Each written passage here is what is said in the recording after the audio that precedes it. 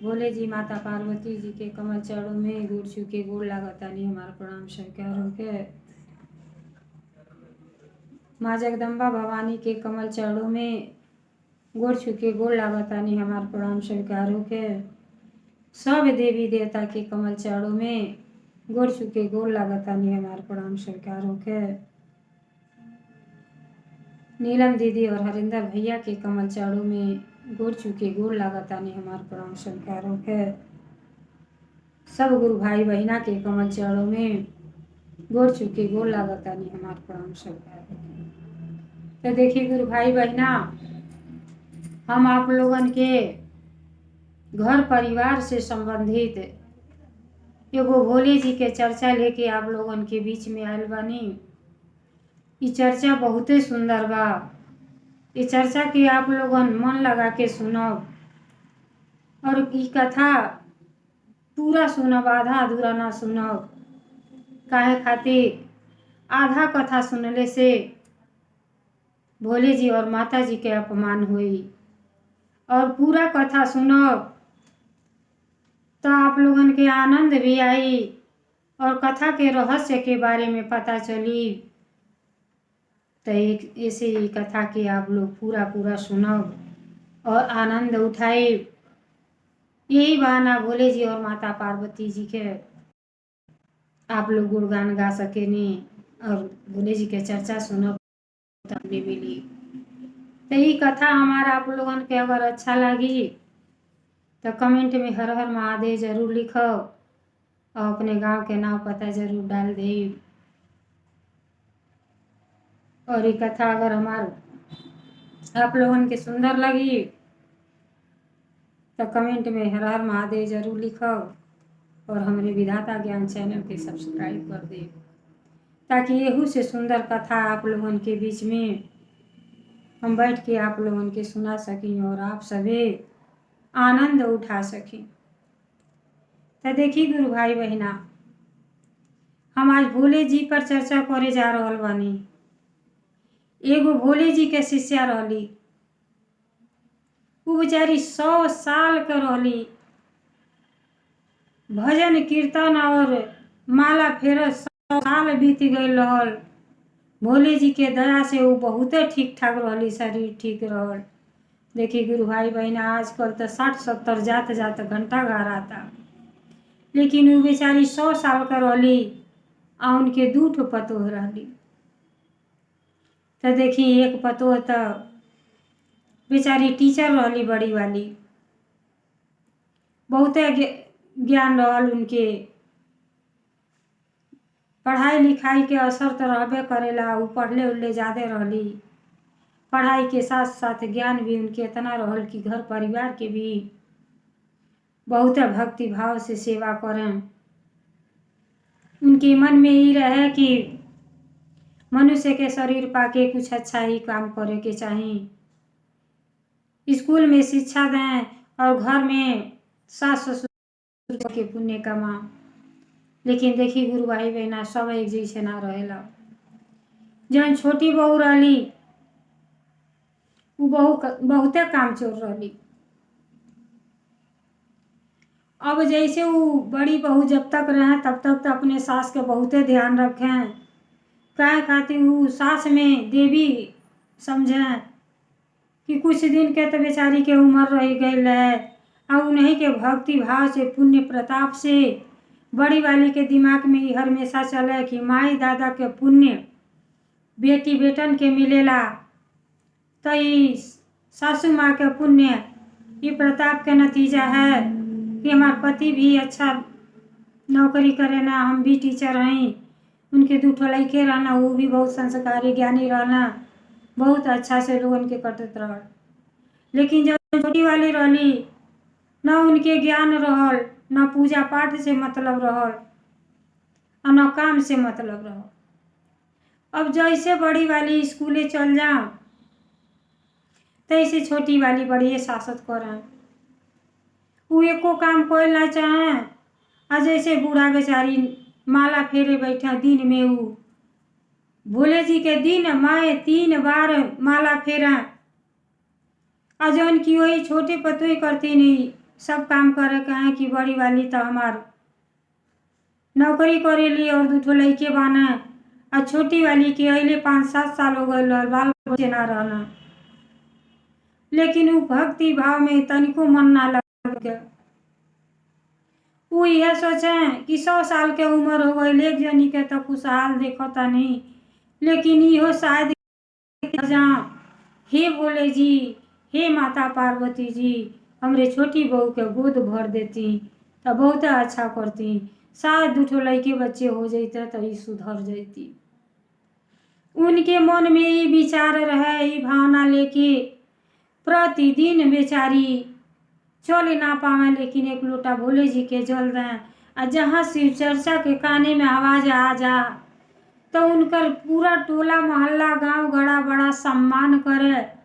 वो सबसे श्रेष्ठ रहली, काहे खातिर कि बूढ़ पुरनिया हो गल रहली, शिव जी में तो उनका पूरा मन लगल है, आ भक्ति के नतीजा रहे कि 100 साल तक जी गईली। देखी गुरु भाई बहना, अब एक दिन क्या बात है, भोले जी कहनी देखो ना, ये हमार जो शिष्या है 100 साल का हो गई, लेकिन भक्ति उतना ही करेली जितना जवानी पर क्यों ना को पाई। तब माता पार्वती जी कहनी कि चले के एक दिन जाके अपने भक्त का परीक्षा लेनी, देखी परीक्षा में बूढ़ा सफल हो जाली कि ना। अब देखी वो गुरु भाई बहना, माता जी ना ये नहीं, लेकिन भोले जी जैसे सुननी इतना खुश रही उनके पर, कहीं कि ऐसा भक्त तो पहली बार देखनी कि इतना पतो शासत करें, इतना पतो। जैसे बड़ी वाली चल जाते कहीं बर्तन माज डरियो तो झाड़ू पोछा कर, कपड़वा खींच डरियो तुकरे माला फेरे के जांग, अब बर्तन धोए के जंगरे नहीं खे। बहुत शब्द बोला गुरु भाई बहना, बेचारी तंग आ गई लली। माला फेरे जब बैठा तो हाथ से माला छोड़ के इधर उधर कर दें, लेकिन वो बेचारी के अंदर तो शक्ति रहे ना, लेकिन वो भोले जी से दया मांगे कि का करें, उनके कहिया ज्ञान हुई, कहिया इस सत्य के मार्ग पर चली हैं। देखो था ऐसा स्वर्ग जैसा घर के तो बर्बाद हो जाए। अब देखिए एक दिन भोले जी आ गए नी, भिखारी बन के दुआरी पे आके और कहतनी भिक्षा दे, भिक्षाम दे, लगनी भिक्षा मांगे। और जब बूढ़ा रहली तो वो तो बेचारी अब नहात रहली, बड़ी बहू तो किचन में रहली, संजुगा छोटी बहू एने ओने घूमत रहली, बस वह निकल पड़ली। कहली ऐसा सुंदर शरीर लेके आयल बड़ो भिक्षा मांगे, तो समय लगता, हम घर में के तो एको काम नहीं करीला तो के सीधा पिसान ले आके दे। कहला अरे बेटी, ऐसा तोरे दुआरी पर अगर भगवान आ जाता तू खदेड़ देबू। कहली अरे ऐसा भगवान कहाँ बाना कि भगवान घर घर घूमता ना, भगवान कहाँ यहाँ आ जाइए, तू भगवान के बदलाम को के तू भिक्षा मांगता, तोरे शर्म नहीं आवता, हमरे दरवाजे पर से चली जा। जब इतना बात भोले जी सुननी तब बेचारा वहां से कहीं दूसरे जगह कौनी हो न हो तो गनी अपने भक्त से मिले। भक्त के घर में ऐसा औरत हम तो पहली बार देखने आई कि घर भर पुजेरी बा, आई तो कौनो चीज ना जाना ताड़ी, ना दान पुण्य करे के ना जाना ताड़ी, इनके तो मनुष्य के जीवन बेकार बा। अब बेचारा फिर दूसरे दिन भोले जी अली और फिर कहतनी केहू बा हो, अरे केहू होखे तो हमके 2 रोटी खिया दे, हमें बहुत तेज से भूख लगल बा। तो देखी गुरु भाई बहना, जेकरे अंदर प्रेम भाव रहेला वो अपने न खा के, जेकरे ज्ञान रहेला सोचेला कौन ना जाने कौने रूप में हमरे दरवाजे पर अतिथि के सेवा तो करही के चाही। केहू आसला उ जैसे दुआरे पर पुकार लगौनी वैसे जौन उनकर बड़ी बहू रही उ और सास पतो दोनों जनी निकल गई। कहली अरे बाबा बोली का को तनी बहनी। वो बेचारी ले जाके चटाई बिछौली। चल बेटी हमके बहुत जोर से भूख लगल बा, हमके खाना खिला दे तू तो अच्छा कर तू।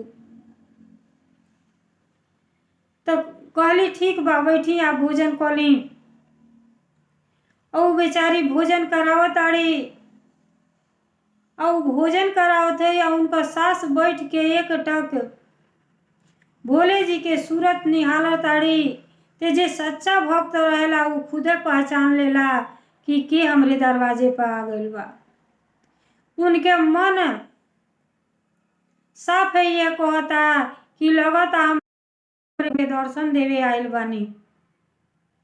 अब वो मने मने कहत है हे भोले जी अगर हमरे भक्त ना हुई तो आज हमके आप दर्शन दे के जा हमार जीवन सुधार दी, हम बहुते तकलीफ में बानी। छोटी बहू बहुते जुलुम करेली, बड़ी जनी से चल जाली लेकिन छोटी तो पूजा भी ना करे देली। हमके दर्शन देई, हमें शिव धाम में ले चली, अब जिहले में कौनो लाभ नहीं खे। अब इतना मन में कहताड़ी और भोले जी के गुणगान करताड़ी।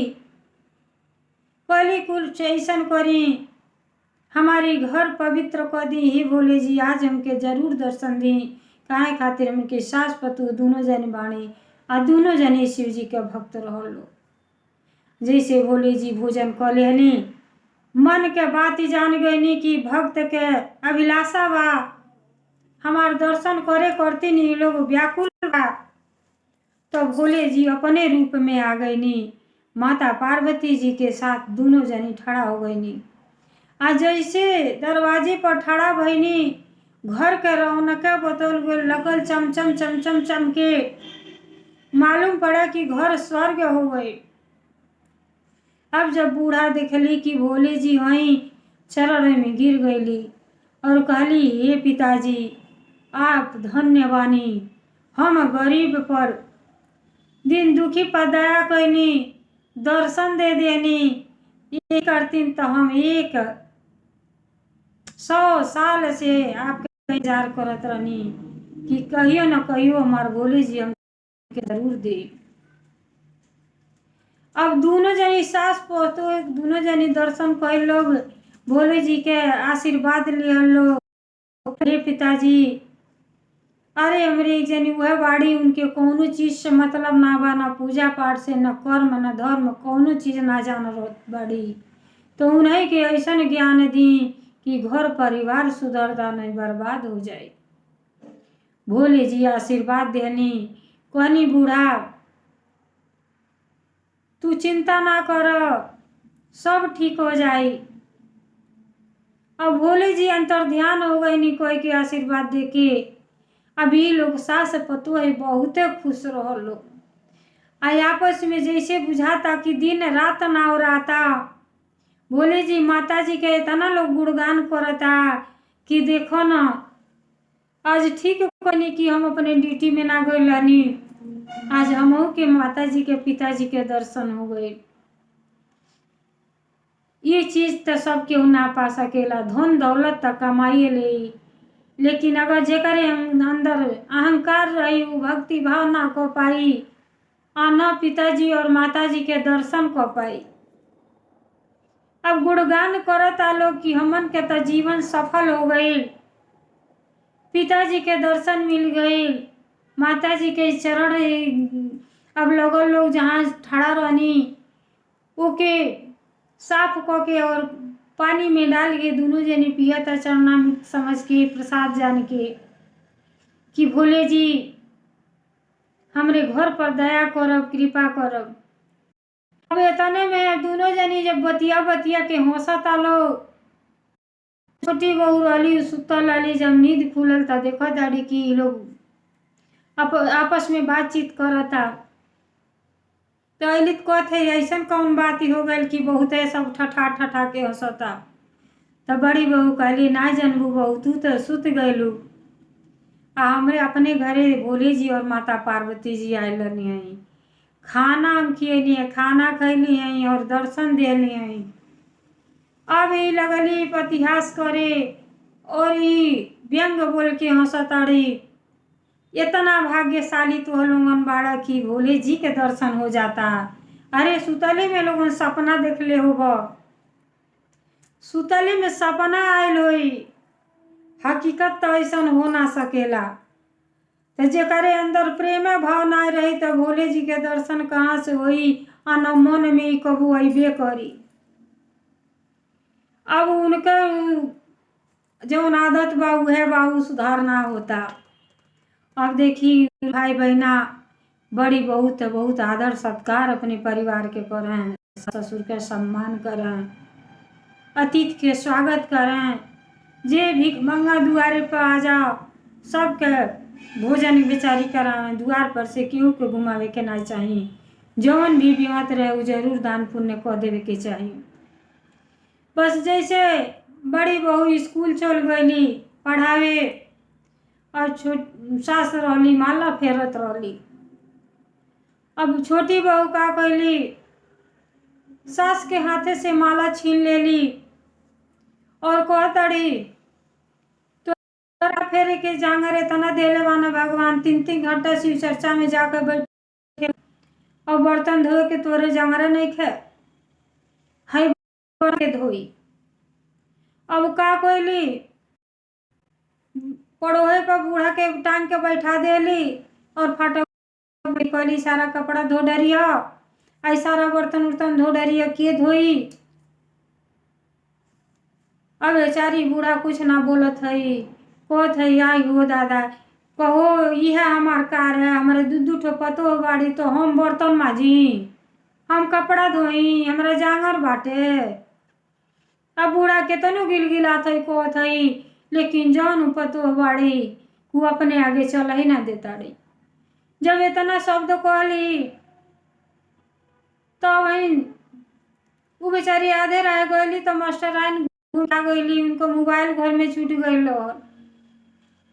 जब आवत अड़ी तो देखत ना बड़ी अपने सास के कहली कि कहो छुटको अम्मा ना लौकता नहीं कहाँ बानी, को देखा नहीं कहीं घूमे उमे गई भैया। अब बेचारी कहली घूम के आ गई बानी तो चलो गिलास पानी पी ली। जैसे किचन में आवत अड़ी तो देखत है बर्तन खड़खड़ाता, अब फाटक ही बंद को देले बाड़ी।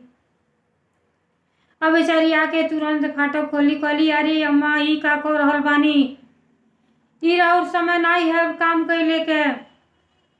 अब 100 साल के उम्र हो गई, अब अपन काम करी उतना ढेर बा। अब इतना भक्ति भाव से पूजा पाठ करेनी, सबसे श्रेष्ठ काम तो उहे बा कि आप अपन पूजा पाठ करी, आ खाई नहीं बिस्तर में पटाई नहीं।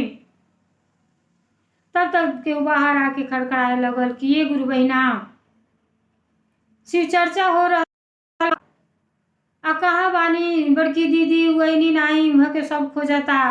कहाँ से वो अपने पूरे गांव में सबसे बुजुर्ग मेहरारू रहली और शिव चर्चा में जब तक वो बेचारी ना जा केहू के अच्छा ना लगे। हर लाइन से बेचारी गुड़कारी रहली बूढ़ा। अब शिव चर्चा होता वही गांव में सब केहू जुट गइल बा, कथा शुरू हो गइल बा। ले सब कहता ये भाई ले सब केहू तो आ गई, बड़की दीदी तो अबा ना कहनी, लगता कहीं बीमार उमार ना हो गइल बानी। तो जन बड़ी बहू रहली स्कूल जात रहली और हाथ पकड़ली कहली कि अम्मा जी रो ना जनली है शिव चर्चा होता रे यहाँ का करतानी, ई जेकर काम है ऊ करी।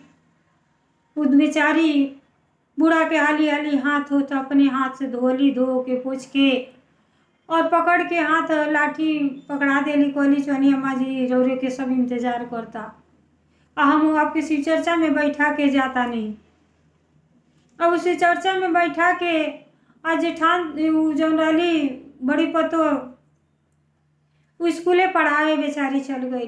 देखी गुरु भाई बहना इतना अत्याचार ठीक ना है।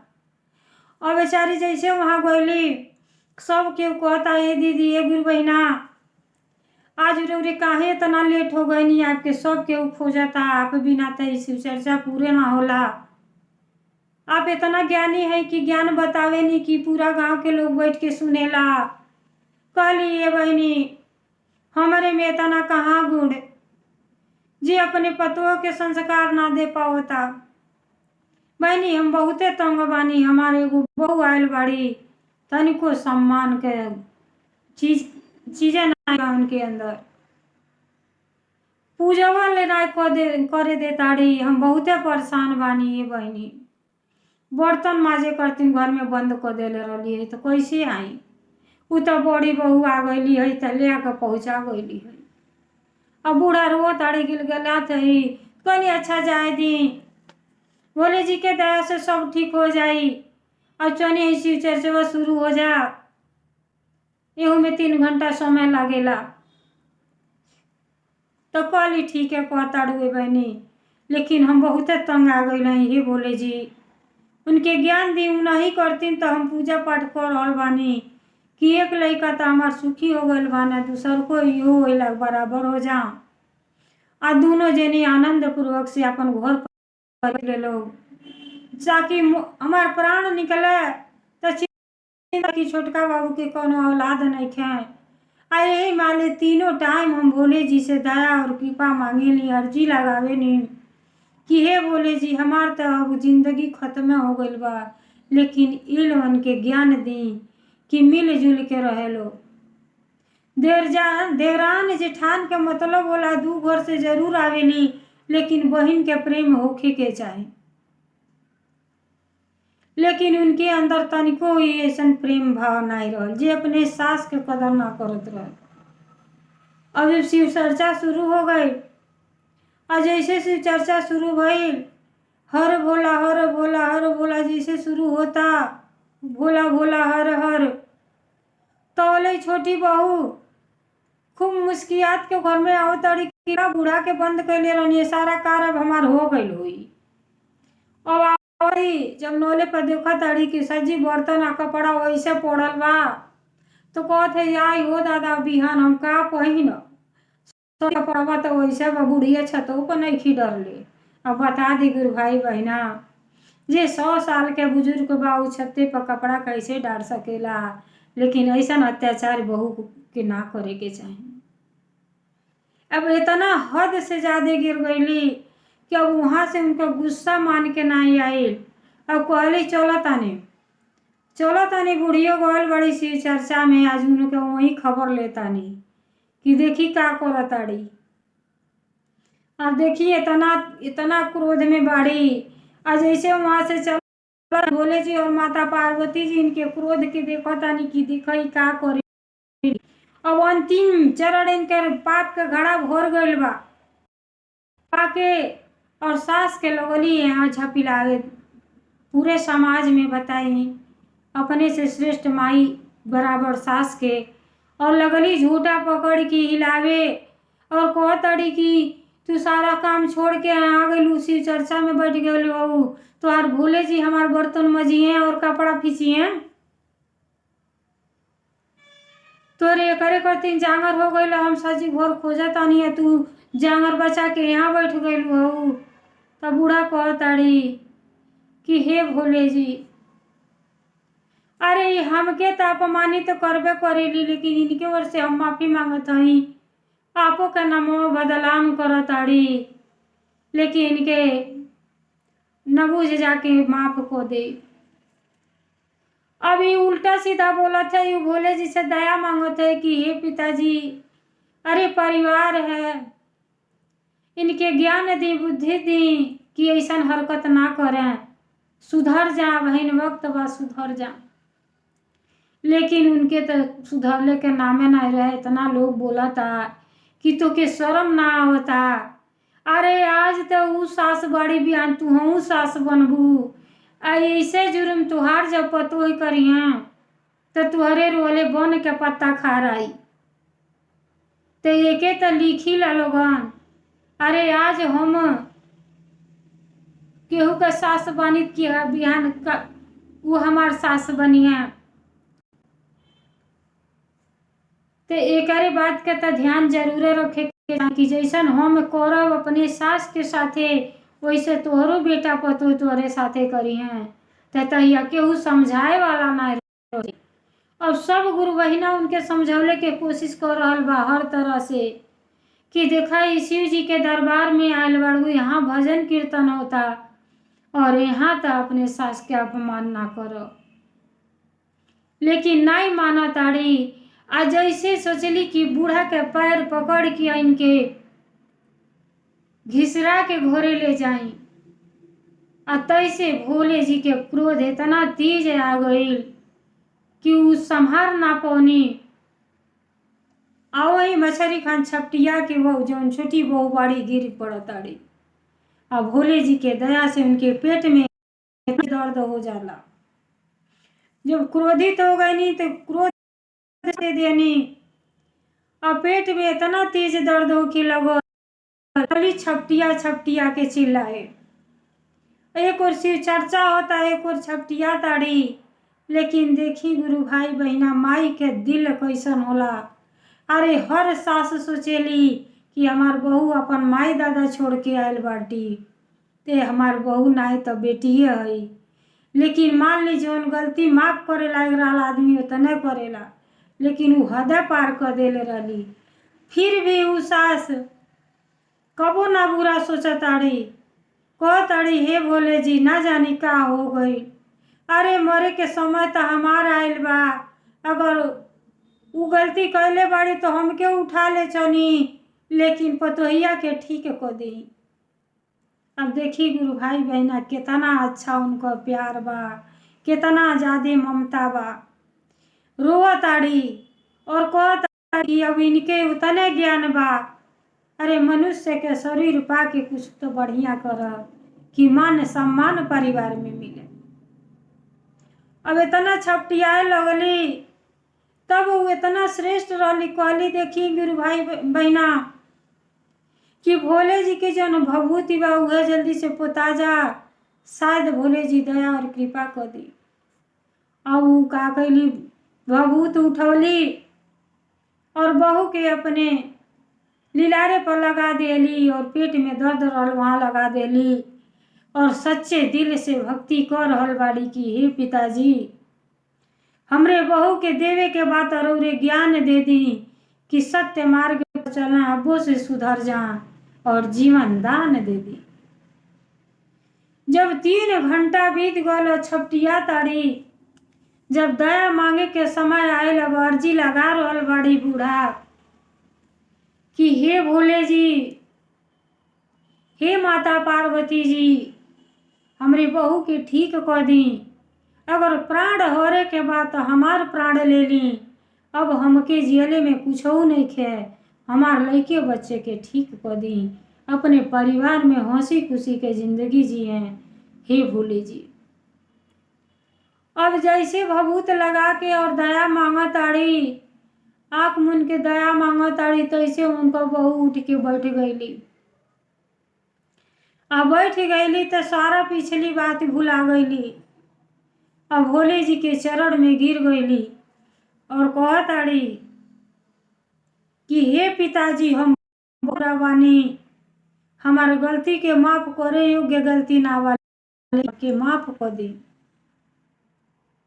हम बहुते जुर्म कैनी, अपने माई सास के बहुते अपमान कैली, ऐसन गलती कबो ना होई। हम आज से आपके 1 लोटा जल देहले के बाद कुछ करब। हम आपका भक्ति भाव जब तक जीवन रही तब तक करब, हमके माफ कर दी। ओकरे बाद अपने सास के चरण में जाके गिर गईली, कहली माई हमके माफ कर दी, हम बहुते जुर्म कैनी आपके ऊपर। इक्के घरे में 2 पतोही हो के हमके इहो ना ज्ञान भइल कि दीदी आपके साथे कितना अच्छा व्यवहार करेनी, हम आपके नौकरों जैसन व्यवहार कैनी। हमरे जीवन पर धिक्कार बा, अब अपने जीवन के कोस रहल बानी, हे माई हमके माफ कर दी, ऐसन गलती कबो ना होई। तो बेचारी बूढ़ा के खुशी के ठिकाना ना रहल। अब वो भोले जी इस पर इतना प्रसन्न भइली कि हे पिताजी आज हमार पूजा सफल हो गई। आप धन्य को देनी, ऐसा न हमरे पतोहे के ज्ञान दे देनी कि सुधर गईली। तो ऐसे बढ़ के का है, हमारा परिवार और फिर स्वर्ग बन जाई और दोनों बेटा बहू हमारा आनंद पूर्वक से घर में रही हैं। और जब हमार प्राण निकली तो हम शिवलोक धाम में जाए, हमें चिंता ना रही। तो देखिए गुरु भाई बहना, बड़े आनंद पूर्वक से रहे लगल लोग घर परिवार में। अब उहे बहू इतना सेवा करें कि बिस्तर पर से उठ ही ना दें, रोज नहवावें धोवावें और भक्ति भाव से पूजा पाठ कर लें, आरती उरती को के तो अपने सास के जहाँ रोज पैर छुएं कि माई हमके आशीर्वाद दें, हमसे जौन भी गलती भइल बा वो हमार सब पाप कटी जा। अब भोले जी के दया से भोले जी और माता जी फिर लगनी बैठ के कैलाश से देखो तानी कि बूढ़ा बहुते खुश बाड़ी। तब माता जी हंसा तानी कि देखी आप भक्त के अपने इतना खुश कर देनी कि बूढ़ा के अंतिम समय में खुशहाली के देना गई। तो एक खुशी और दे दी, काहे से बूढ़ा के मन में बा कि हमारे छोटियों बहू माँ बन जा और हमरे घर में नाती आ जा, हम दादी के कहें। तो यह उनका अंतिम इच्छा बा, तो यो इच्छा अब पूरा कर दी हे स्वामी। अब भोले जी मुस्कुराते हुए कहनी कि कहे के का बा, 9वें महीना में उनके घरे एक सुंदर बालक का जन्म हुई और ओकरे बाद बूढ़ा के मृत्यु हुई तो शिवलोक शिवधाम में जई है। अब देखिए गुरु भाई बहना, भोले जी के दया और कृपा बहुते अपरंपार है। उनके घर में खूब नन्हा सा बालक के जन्म भइल, घर परिवार खुशियाँ से भर गई।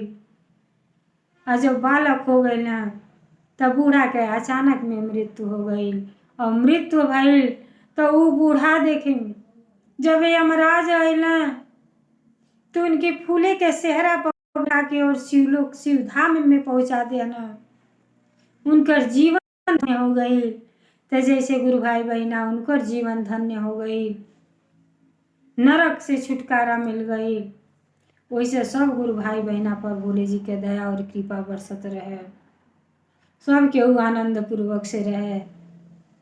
तो देखिए गुरु भाई बहना, कथा के हम यही विराम देतानी। अगर कथा हमारा आप लोगन के अच्छा लागल होई तो कमेंट में हर हर महादेव जरूर लिखब। आप कहाँ से बोलत हैं अपने गांव का नाम जरूर लिख दे और हमरे विधाता ज्ञान चैनल के सब्सक्राइब कर दे ताकि यहू से सुंदर सुंदर और भोले जी के गुणगान हम आप लोगन के बीच में प्रस्तुत कर सकें। हर हर महादेव, हर हर महादेव।